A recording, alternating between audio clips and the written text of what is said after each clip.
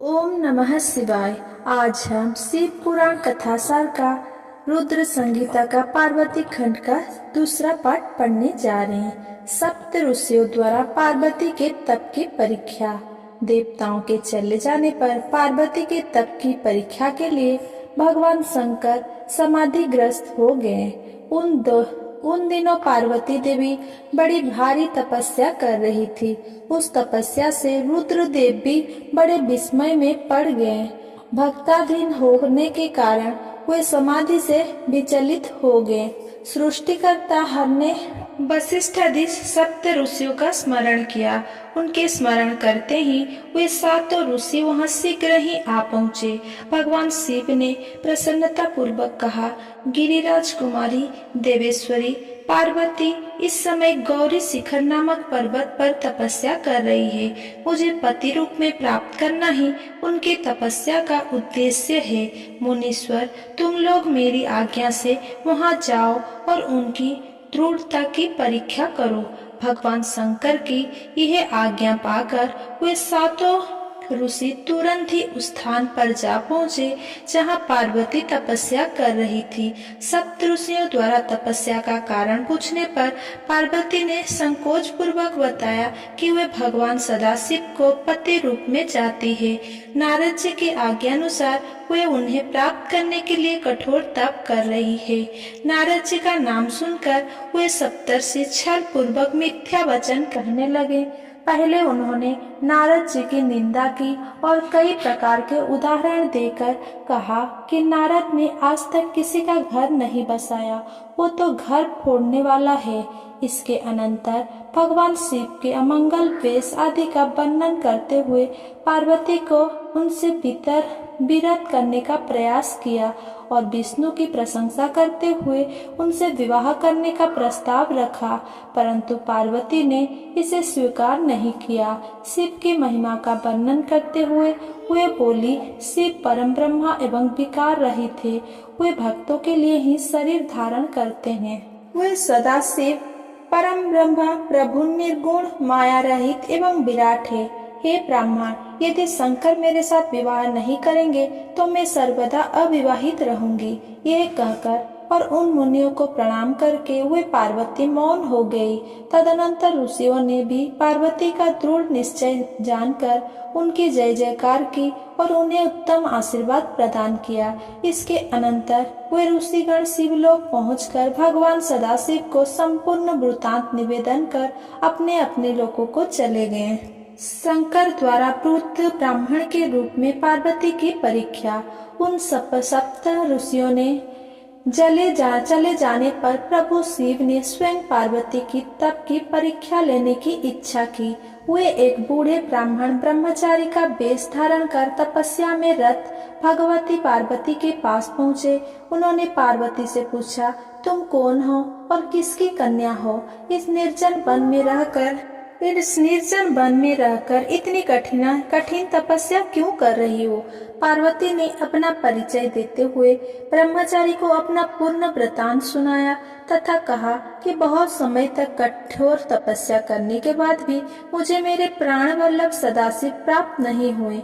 इस कारण अब मैं अग्नि में प्रवेश करूंगी। इस प्रकार कहकर पार्वती जी ब्रह्मचारी द्वारा निषेध करने पर भी अग्नि में प्रवेश कर गई, परंतु उसी समय अग्नि चंदन के समान शीतल हो गई।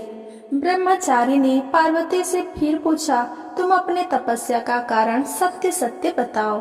पार्वती जी ने कहा, मैंने मन वचन और कर्म से शंकर जी को ही पति भाव से वरण किया है। मन की उत्सुकता बस मैं यह कठोर तप कर रही हूँ। उस ब्राह्मण ब्रह्मचारी ने पार्वती की बात सुनकर भगवान शंकर की घोर निंदा करनी आरंभ कर दी। शंकर को अवगुणों की खान सिद्ध करने का प्रयास करते हुए पार्वती को उनसे विरत होने का बार बार परामर्श दिया।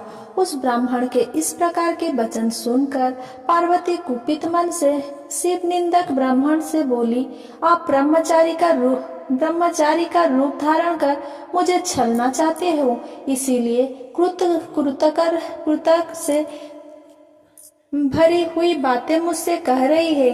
वे सदाशिव निर्गुण ब्रह्मा है और कारण बस सगुण हो जाते हैं। जो 7 जन्मों का दरिद्र हो तो वो भी यदि शंकर की सेवा करे तो उसे लोक में स्थिर रहने वाली लक्ष्मी की प्राप्ति होती है। जो पुरुष शिव तत्व को ना जानकर शिव की निंदा करता है, उसका जीवन पर्यंत संचित किया हुआ पुण्य भस्म हो जाता है। वे सज्जनों के प्रिय निर्विकार प्रभु मेरे तो सर्वस्व है और मुझे अत्यंत प्रिय है। उन महात्मा सदाशिव की ब्रह्मा विष्णु भी किसी प्रकार समता नहीं कर सकते। इसी प्रकार कहती हुई वे गिरिजा पुत्री मौन हो गई और निर्विकार चित्त से शिव जी का ध्यान करने लगी। उन शिव ने जैसा पार्वती ध्यान कर रही थी उसी प्रकार का अत्यंत सुंदर रूप धारण कर उन्हें दर्शन दिया और पुनः पार्वती से वे शिव कहने लगे, हे दृढ़ मन वाली, मैंने तुम्हारी अनेक प्रकार से परीक्षा की, मेरे इस अपराध के लिए क्षमा करो। मैंने तुम्हारी जैसी पतिव्रता सती त्रिलोक में कहीं नहीं देखी। हे शिवे, मैं सर्वथा तुम्हारे अधीन हूँ, तुम अपनी कामना पूर्ण करो। भगवान सदाशिव का वचन सुनकर और उनके परमानंदकारी रूप का दर्शन कर पार्वती जी परम आनंदित हो गई।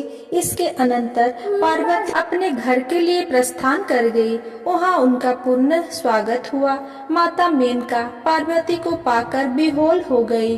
घर में नित्य गान और उत्सव होने लगे। इसी बीच भगवान सदाशिव एक नट का रूप धारण कर वहाँ पधारे और अद्भुत लीलाओं का प्रदर्शन किया। मेनका नट की लीला से प्रसन्न होकर रत्नों से भरपूर उपहार उस नट के लिए लेकर आई। उस विलक्षण नट के इसे स्वीकार नहीं किया और इसके बदले शिवा की याचना की। यह सुनकर मेनका अत्यधिक कुपित हो गई और नट को वहां से हटाने का प्रयास किया। नट रूपी भगवान शंकर अपने स्थान पर आ गए। देवताओं की प्रेरणा से भगवान शंकर पुनः वैष्णव ब्राह्मण के वेश में हिमवान के यहाँ पधारे और शिव की निंदा करते हुए उनके दोषों का वर्णन किया। इसे सुनकर मेनका अत्यधिक दुखित हुई और वे पार्वती का विवाह शिव से करने के लिए किसी प्रकार तैयार नहीं हुई। इधर भगवान शिव को इस बात का पता लगा तो उन्होंने अरुंधति सहित सप्त ऋषियों बुलाया तथा मेना के पास जाकर उन्हें समझाने की आज्ञा दी। अरुंधति सहित सप्त ऋषियों ने शिव की आज्ञा से हिमवान के यहाँ पहुंचकर उन्हें समझाने का प्रयास किया। हिमवान ने कहा कि एक वैष्णव वेशधारी ब्राह्मण ने आकर मेना के समक्ष शिव के दोषों का वर्णन करते हुए उनकी अत्यधिक निंदा की। इसे सुनकर मेना नाराज होकर कोप भवन में चली गई है। सप्तर्षियों ने अरुंधति को मेना के पास भेजा। अरुंधति को देखकर मेना उठ खड़ी हुई। अरुंधति ने भगवान सदाशिव की कई प्रकार से प्रशंसा करते हुए मेना को समझाया। अंततोगत्वा मेना और हिमवान भगवान शिव के साथ पार्वती का विवाह करने को राजी हो गए। पार्वती के विवाह की तैयारी। सप्त ऋषियों ने भगवान शंकर के पास जाकर उन्हें ये समाचार विस्तार पूर्वक सुनाकर अनुरोध किया कि वेदोक्त विधि से पार्वती का पारायण ग्रहण कीजिए। उधर हिमवान ने विवाह की तैयारियां प्रारंभ कर दी और विश्वकर्मा के द्वारा बारातियों के लिए कृत्रिम आवास का निर्माण एवं सजावट आदि कराई। इधर शिव जी के पास लग्न पत्रिका भेजी गई, जिसे पढ़कर वे अत्यंत आनंदित हुए और नारद जी के द्वारा सभी देवताओं, मुनियों, सिद्धों का तथा अन्य लोगों को विवाह में सम्मिलित होने के लिए निमंत्रण भेजा। तदनंतर समस्त देवता, यक्ष, दानव, नाग, पक्षी, अप्सरा आदि विवाह उत्सव में सम्मिलित होने के लिए पधारे। भगवान विष्णु के अनुरोध करने पर भगवान सदाशिव ने पूजन आदि का सब कार्य वेदोक्त विधि से संपन्न किया। तदनंतर सबके साथ नंदी आदि अपने सब गणों के साथ लेकर हिमाचल पुरी की ओर प्रस्थान कर गए। शिव बारात का वर्णन। भगवान शिव की बारात विलक्षण थी। बारात में बहाने पर विराजित खूब सजे धजे बाजे गाजे के साथ पताकाएं फहराते हुए वसु आदि गंधर्व मणिग्रीव आदि दक्ष यक्ष देवराज इंद्र भृगु आदि मुनीश्वर ब्रह्मा तथा भगवान विष्णु सबकी टोलियां अलग अलग चल रही थी। इनमें से प्रत्येक दल के स्वामी को देखकर मैना पूछती थी कि क्या ये ही शिव है। नारद जी कहते ये तो शिव के सेवक है। मैना ये सुनकर बड़ी प्रसन्न होती और मन में सोचती कि जब उनके सेवक ही इतने सुंदर है तो इनके स्वामी शिव तो पता नहीं कितने सुंदर होंगे। इसी क्रम में भगवान रुद्रदेव की परम अद्भुत सेना भी वहां आ पहुंची, जो भूत प्रेत आदि से संयुक्त तथा नाना गणों से संपन्न थी। इनमें किन्हीं के मुंह टेढ़े थे तो कोई अत्यंत कुरूप दिखाई देते थे, कोई बड़े विकराल थे, कोई लंगड़े थे तो कोई अंधे। गणों में से कितनों के तो मुंह नहीं थे तो बहुत के बहुतरे मुख थे। इस तरह सभी गण नाना प्रकार की वेशभूषा धारण किए थे। उन असंख्य भूत प्रेत आदि गणों को देखकर मैना तत्काल भय से व्याकुल हो गई। उन्हीं के बीच में भगवान शंकर भी थे। वे वृषभ पर सवार थे। उनके 5 मुख थे, प्रत्येक मुख में 3-3 नेत्र थे और सारे अंगों में विभूति लगी हुई थी। मस्तक पर जटाजूट और चंद्रमा का मुकुट, आंखें भयानक और आकृति विकराल थी। ये कैसा विकृत दृश्य है। मैं दुराग्रह में फंसकर मारी गई। इस प्रकार कहकर मैना उसी क्षण मूर्छित हो गई।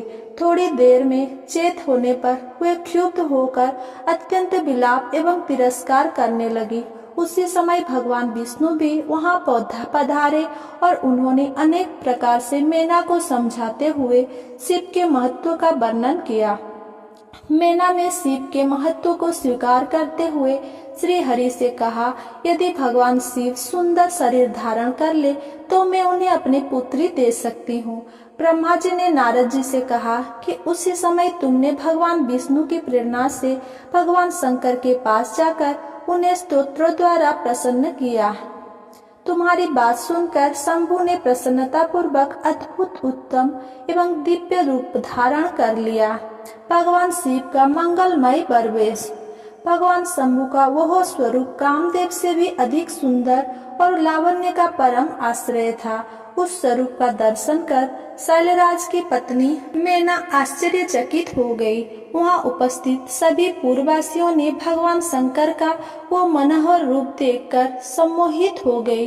हिमाचल की पत्नी मैना भी शंभु की आरती उतारने के लिए हाथ में दीपकों से सजी हुई थाली लेकर सभी ऋषि पत्नियों तथा अन्य स्त्रियों के साथ आदर पूर्वक द्वार पर आई। विवाह का सब कार्य विधि विधान से संपन्न हुआ। एक ब्राह्मण पत्नी द्वारा पार्वती को पतिव्रत धर्म का उपदेश। सप्तर्षियों के आग्रह करने पर मैना पार्वती को विदा करने के लिए उद्धत हुई। उन्होंने विधि पूर्वक वैदिक एवं लौकिक कुलाचार का पालन करते हुए राजोचित श्रृंगार कर पार्वती को विभूषित किया। तत्पश्चात मैना के मनोभाव को जानकर एक सती साध्वी ब्राह्मण पत्नी ने गिरिजा के उत्तम पतिव्रत की शिक्षा प्रदान की। ब्राह्मण पत्नी बोली, गिरिजा केसरी, संसार में पतिव्रता नारी ही धन्य है। पतिव्रता सब लोगों को पवित्र करने वाली और समस्त पापों राशि को नष्ट कर देने वाली है। स्तुतियों और स्मृतियों में पतिव्रत धर्म का महान बताया गया है। इसको जैसा श्रेष्ठ बताया जाता है वैसा दूसरा धर्म नहीं है। पतिव्रत धर्म की शिक्षा यहाँ विस्तार से दी गई है। इसके अनंतर भगवती शिवा की विदाई का मार्मिक वर्णन हुआ है। शिवा ने समस्त गुरुजनों को, माता पिता को, पुरोहित और ब्राह्मणों को, भैजाइयों और दूसरी स्त्रियों को प्रणाम करके यात्रा प्रारंभ की। सब ने शिवा को आशीर्वाद प्रदान किया। ब्रह्मा जी कहते हैं, तात इस प्रकार मैंने परम मंगलमय शिव विवाह का वर्णन किया।